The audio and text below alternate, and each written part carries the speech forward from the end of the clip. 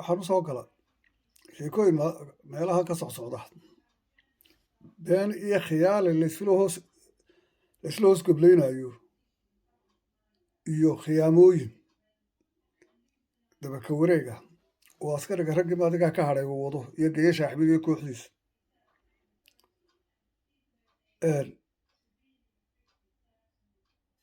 waxaa lala wareegayaa laleeyahy wuxuu ogolaaday waa caynkan waa in doorashada uu qabto 9 bilood ee komishanka uu ku qabtay waa kadaab beenaalaha xaaraam iyo hal xalaala aqoonin ilaahay iyo nebiba ka go'ay khiyaamaa ku jirta mucaaradkuna be careful baanu idin leenahay iminka inaa sidii nin hore u degdegtaan tiraan waan ogolaanay ma soconayso waxaa ku jira waan qabanayaa waa lagu khasbay 9 bilood laakiin maxaa ku hoos jira 9 bilood doorashada madaxtooyada qabanayaa oo ururada ka soo horeynaysa oo kuwa ururada ka soo baxa baa ila tartamaya 9 bilood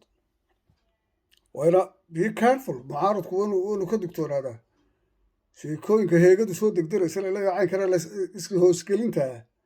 be careful kilibkayga u dhiga cabdiraxmaan riij dhinaca alwaraabe iyo xirsi gudoomiyaha xusbiga wadane xirsi xaaji cali xasan intaba ha loo dhigo waan hadal cad laga qaadaa ninkan labada doorasho teebaa soo horeynaysa qabo waqtigaad qabanaysa qabo oo ya waqtigaad qabanaysa qabo komishanku cayimay laakiin teebaa soo horeynaysa ma mar baa la wada qabanayaa labadaba ya mise ururadaa soo horeynaysa mise madaxtooyadaa soo horeynaysa su-aal cad hadal cad waa in la dhigaa meesha isu hoosgelinayo doorashadiiba ogolaaday waa lagu khasbay wax lagu khasbay ma jirto qowlo kama go'o munaafiq wey ilaahay ka go'ay waa ka hoos bixid maanta hadday ka hoos baxdo mucaaradka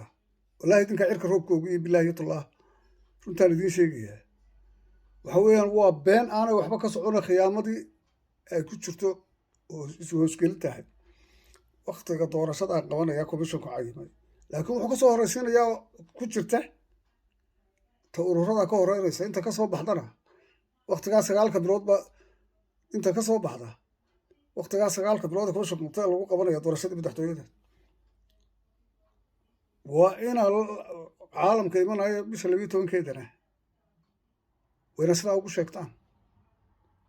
waa in hadal cad laga hayaa teebaa soo horeynaysa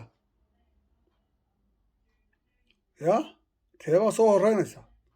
halkaba isla soo tagay waan ogolaaday 7 bilood ee hadhay iminka 9 bilood 2 bilood tagay 7 bilood ee hadhay waqtigaa ay cayimeen waan ku ogolo diiwaangelinta hala bilaabiyo wax caynkaas hoostu tuu ka wataan waxa weeyaan ta ururada ka soo horeynaysa marka waxyaabaha caynkaasa